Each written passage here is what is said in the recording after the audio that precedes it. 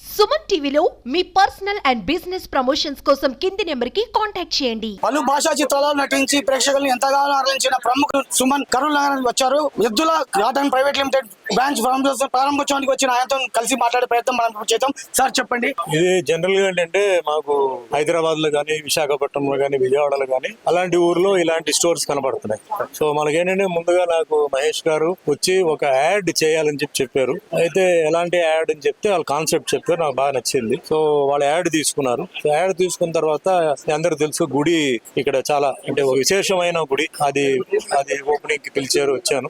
అది కూడా మంచి కాన్సెప్ట్ మీద చేశారు. సో మొత్తానికి ఏంటంటే మహేష్ గారితో అంటే పరిచయాలు అయిన తర్వాత ఆయన ఉద్దేశం ఏంటంటే మంచి క్వాలిటీతో కొన్ని సేల్స్ గార్మెంట్స్ విషయంలో చేయాలి, అది కూడా ఒక యూనిక్ కాన్సెప్ట్ మీద చేయాలని చెప్పడం జరిగింది. సో నాకు మన ఫోన్ చేసి మా మేనేజర్ దగ్గర ఇట్లా అవుట్లెట్స్ అంటే ఒకే షాప్ లో చిన్నపిల్లలకి, పెద్దలకి, అందరికి ఇన్నర్ వేర్, ట్రాక్ సూట్ అలాంటిది ఒక 7 చేయాలి అని ఫస్ట్ వాళ్ళ టార్గెట్ 100 షాప్స్ అన్నమాట. చాలా మంచి ఐడియా. ఎందుకంటే ఒకవైపు ఏమో ఎంతో మందికి ఉద్యోగాలు ఇస్తున్నారు, రెండోది ఏంటంటే ఇది కామన్ అందరికీ కావాలి, ఇన్నర్ వేర్ లేడీస్ కి, జెంట్స్ కి కావాలి. ప్లస్ ఒక్కో షాప్ కి వెళ్ళి తిరగడం కన్నా అందరూ కలిసి ఫ్యామిలీతో వచ్చి ఇక్కడ పర్చేస్ చేసుకుంటే ఈజీ అయిపోతుంది, మళ్ళీ విడివిడిగా వెళ్ళి చేయకుండా. సో మంచి కాన్సెప్ట్. ఆయన కూడా ఏంటంటే రేట్స్ విషయం కూడా చాలా రీజనబుల్ రేట్స్ పెట్టారు అండ్ క్వాలిటీ బాగుంటుంది. ప్లస్ మనిషి కూడా ఏంటంటే ఏదో చేయాలి, ఏదో డబ్బు సంపాదించుకోవాలని కాదు, ఆయనకి మంచి పేరు ఉండాలి, ప్రజలకు ఉపయోగపడాలి, కొంచెం ఆయనకి ఆధ్యాత్మిక ఏంటంటే కొంచెం దైవ భక్తి అదంతా ఉంది. కాబట్టి డెఫినెట్లీ ఇది నేను ఇందా కూడా చెప్పాను, ఈ రోజు ఎంతమంది జనాలు ఓపెనింగ్ వచ్చారో అది ప్రారంభోత్సవానికి, రోజు ఇంతమంది జనాలు కూడా షాప్ లో ఉండాలని నేను మనస్ఫూర్తిగా ఆ భగవంతుడిని కోరుకుంటున్నాను. మంచి వ్యాపారం జరగాలి. ఇంకా ఇప్పుడు గార్మెంట్స్ లో ఉన్నారు, ఫ్యూచర్ లో కూడా గార్మెంట్స్ లో చాలా ఉంటాయి, అంటే సబ్ డివిజన్స్ చాలా ఉంటాయి. అలా మెల్లిమెల్లిగా చేసుకుని కేవలం ఇక్కడ కర్నూలే కాకుండా మళ్ళీ మెల్లిగా కొంచెం తెలంగాణ అంటే వేరే ఊర్లో వేరే కాన్సెప్ట్స్ మీద వేరే అంటే వాళ్ళ ఫ్యాబ్రిక్స్ లో వేరే టైప్ అంటే అది ఇక్కడ అవైలబుల్ గా ఉండే టైప్ లో చేస్తే వాళ్ళకి మంచి డిమాండ్. సార్ మీ అప్కమింగ్ ప్రాజెక్ట్స్ ఏంటండి? అంటే మీ రానున్న సినిమాలు కానివ్వండి, మీరు సైన్ చేసిన ప్రాజెక్ట్. తెలుగులో అమ్మ అని చెప్పి ఒక పిక్చర్ జరుగుతుంది. మిగతా 2 సినిమాలకి ఇంకా పేరు పెట్టలేదు, అంతా బహుశా ఈ ఎలక్షన్ అయిన తర్వాత రిలీజ్ ఉంటాయి. తమిళ్లో 2 ప్రాజెక్టులు ఉన్నాయి, కన్నడలో 2 ప్రాజెక్ట్స్ ఉన్నాయి, హిందీలో చిన్న బడ్జెట్ ప్రాజెక్ట్ జరుగుతుంది. బాహుబలి లాంటి చిత్రంతో మన టాలీవుడ్ స్థాయి వచ్చేసి అంతర్జాతీయ స్థాయికి చేరుకుందండి. ఒక సీనియర్ నటుడిగా మీ అభిప్రాయం ఏంటి?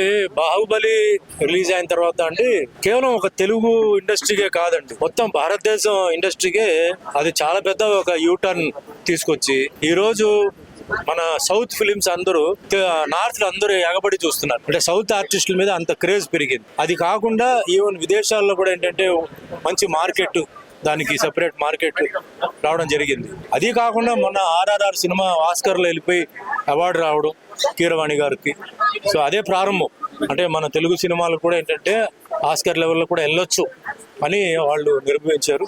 టాలీవుడ్ రంగంలో కొన్ని రాజకీయాలు కొనసాగుతున్నాయి, అంటే కొన్ని వర్గాలే మొత్తం ఆ రంగాన్ని శాసిస్తున్నాయి. అంటే ఓ విధంగా చెప్పాలంటే ఈ 2 కుటుంబాలే టాలీవుడ్ ని శాసిస్తున్నాయి అన్న ఒక విమర్శ ఉంది. దీన్ని మీరు ఒక నటుగా ఏమంటారు? ఇప్పుడు ఫస్ట్ ఇండస్ట్రీ మద్రాస్ లో ఉండేది. మద్రాస్ నుంచి రామారావు గారు ఏంటంటే మన తెలుగు వాళ్ళు అక్కడ ఉండడం ఏంటి, మన ఊర్లో ఉండాలని చెప్పి అప్పుడు ఉమ్మడి రాష్ట్రం ఆయన తీసుకొచ్చారు.